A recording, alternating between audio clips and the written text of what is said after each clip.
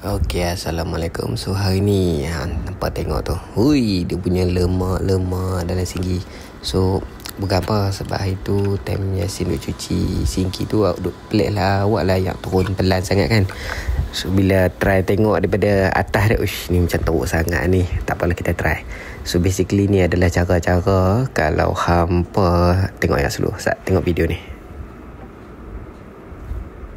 Tidak paduan. Gila. Sebenarnya untuk bukan tanah, apa nama, sinki dapur ni, dia kena rajin cuci je sebenarnya. Kalau boleh sebulan sekali apa cuci dia punya ni. So tak payahlah apa duk panggil plumber, tak payahlah duk pakai ubat macam-macam dekat beg kuning lah apa semua tu. Cuci je sebenarnya. Kalau cuci ni saja pun dah boleh settle lah lemak-lemak tu. Tak ada lah yang sumbat-sumbat. So boleh tengok pun susah lihat lemak-lemak ni. Tambah dekat bahagian L ni, lemak dia selalu sangkut kat situ.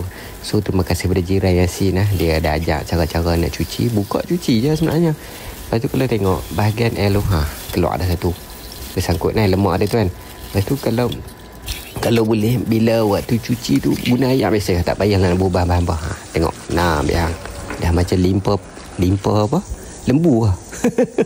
Gila betul. So dia tinggal rajin tak rajin je benda ni. Dia bukan masalah barang ke plumber ke apa. Tapi kalau ada duit panggil lah. Kalau tak ada duit, cara kami ni buat macam ni lah. So dan kena buat banyak kali. Jangan bagi air tu sekali lalu je, bagi lalu banyak kali sampai puas hati. So kalau boleh ketuk-ketuk sikit, nanti ketuk-ketuk sikit bahagian tu boleh lah. So ni yang kedua punya. Yang kedua ni tak ni sangat, tapi dia ada lah dia punya lemak tu.